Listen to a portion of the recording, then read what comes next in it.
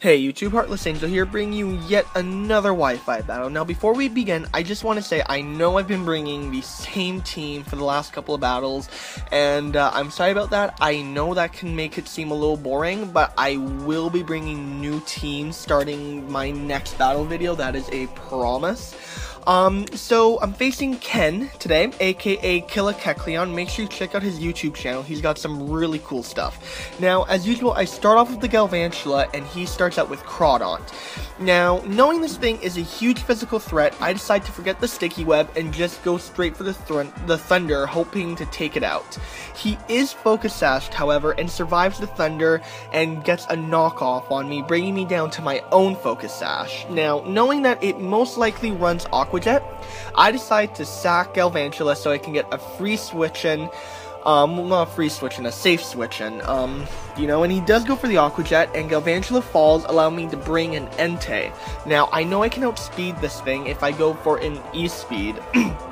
He predicts that, however, and actually goes into his Banette, which is not good for me because he gets the Frisk off, showing that I am in fact choice banded. Knowing that now I am locked into E-speed, he gets a free setup or whatever he wants because I'm forced to switch out. I go into Venusaur and he Mega Evolves and goes for the Will-O-Wisp. Now, I know Venusaur can probably take whatever he throws at me, but as luck would have it, his Will-O-Wisp actually misses, you giving me, pretty much another free switch-in. He goes for the Will-O-Wisp again the next turn and misses again while I go for the Giga Drain. It's, that Will-O-Wisp. So, next turn he goes for the Confuse Ray while I decide to see how much a stab Sludge Bomb would do on this thing. Not my brightest move, as it really doesn't do much. Not much at all. And he's got the Confusion up on me now. At least his Banette is a little weaker now. He goes for the Destiny Bond though, and I had actually predicted that and was going to go for the Sleep Powder, but as my luck would have it now, Confusion hits and we both survive the turn.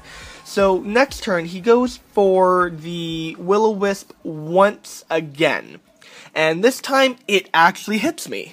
So, which, honestly, is not too bad for me, considering the fact that I have the Black Sludge to even it out. I do go for the Sleep Powder. I didn't want to risk going for another Giga Drain in case he went for the Destiny Bond. Again, Prankster Destiny Bond is really dangerous, and it's kind of makes Mega Banette really interesting. So he withdraws his Banette and goes into his Haxorus. I went for Giga Drain, not knowing if he was going to stay in or not, but he actually, like I said, switches into the Haxorus. Giga Drain doesn't do very much damage at all. So I'm a little worried at this point. I don't know what this Haxorus is going to do, and so I go for the safest bet and go for the Sludge Bomb. He, however, goes for the Substitute, getting off, probably saving himself a little bit of health than what Sludge Bomb would have done. I do break out of the Confusion, I do get the Sludge Bomb off, and his Substitute does fade.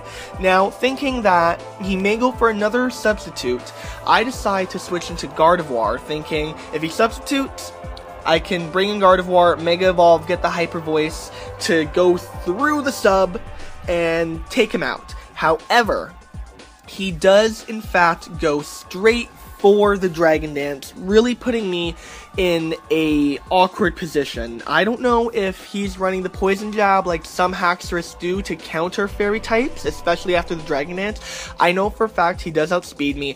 I don't want to lose Gardevoir right now, so I switch out, and predicting the Poison Jab, I go into Excadrill.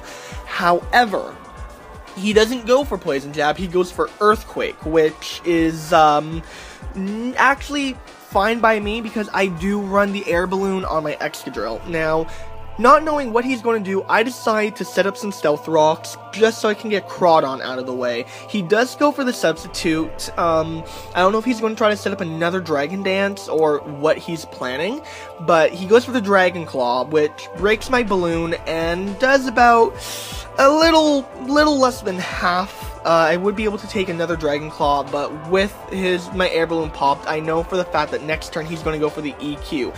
I myself go for the EQ, breaking his sub, putting me back in an okay position. I'm willing to sacrifice my Excadrill for, again, a safe switch, and Excadrill goes down, and with the amount of health he's at right now, I'm thinking, okay, I could probably take him out with another Choice Banded E-Speed. Now, I wasn't sure if he was going to switch into Banette again or not. I didn't want to risk it. Maybe he thought that I wasn't going to risk another force switch out because he stays in with his Haxorus and it falls to the E-Speed. Now, right now, he knows I'm locked into E-Speed, so he brings in Banette and forcing me to switch out. So I do switch out and I go back into Venusaur because my Venusaur is the best counter I have for this Banette right now. Now, I'm taking a huge risk here. If he wakes up and goes for the Destiny Bond, I go for Giga Drain, he takes my Venusaur out as well. But it was a risk I was willing to take. I go for the Giga Drain, he stays asleep, and I take the Banette down. Now, that was a great thing because, like I said, Prankster Destiny Bond is really, really threatening, and I wish I saw more action from Mega Banette. It really is a cool concept. But again, it's best used with as a Destiny Bond Prankster, which, a lot of people don't want to use their Mega Slot for. So, his Banette goes down, and he brings in his Vanilluxe. Now, I've never faced a Vanilluxe competitively before. I don't know what this thing does, if it's an attacker, if it's defensive, so I decide just to do a risk and go for the HP Fire. He does use Freeze Dry, which brings me down to 5 HP. Venusaur will go down to the burn, and I go for the HP Fire. It barely does anything, so this thing is obviously specially defensive. So Venusaur goes down with the burn, and I bring back in Entei again. Entei is probably one of my best go-to Pokemon here. Choice Band Entei is amazing. Now, I go for the Sacred Fire, but he actually withdraws and goes into Crawdaunt, sacrificing it to see what I would be locking myself into. So Crawdaunt comes in, gets taken out by the Stealth Rocks. He sees that I'm going to use Sacred Fire, so he knows now that I'm locked into a Fire-type move. And in response, he brings in his Shuckle. Now, I have faced Shuckles a lot recently on Pokemon Showdown, and I know they have this really annoying Shell Smash Contrary set. I don't know if this thing is that, but not wanting to risk a switch in, I go straight for the Sacred Fire to do as much damage as possible. I do get the burn off, he uses his Mago Berry, and then Power Split. Now, Power Split, I'm not too sure what it does. I've looked it up. I think it lowers my attack or gives him a higher attack stat. I'm not really sure what it does. But I go for another Sacred Fire, and it does take him down to enough health where the burn will kill him. He does go for the Sticky Web, which really is not a problem after this, because I can just easily use Dragonite, which is immune to Sticky Web since it's part flying. So his Shuckle does go down from the burn, and he brings out Mr. L, his Malamar, which honestly is one of my favorite Pokemon this gen. I love the design, I love the typing. Quad weak to Bug isn't the best, but hey, you can't have everything. So I go for the Sacred Fire, and I miss. And he goes for the Superpower. Now, I know I can probably survive another hit, even with the attack boost. I go for another Sacred Fire, it hits, and I get the burn. This is why I run Sacred Fire over so many other possible physical type fire moves that Entei could run. There's such a high chance of burning. He goes for another Superpower, I survive. The burn takes him down to a bit more.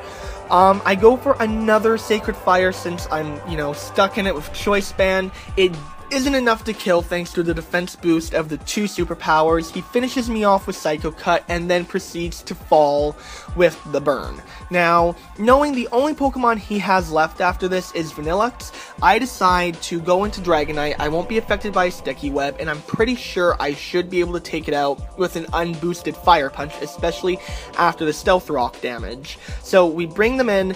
Like I said, I just go straight for the Fire Punch, and I take out his Vanilluxe. Great game, man. And if you guys want to see more videos, please subscribe. I got a lot more coming through, and I promise I'm going to be bringing a more variety of teams. So stay tuned.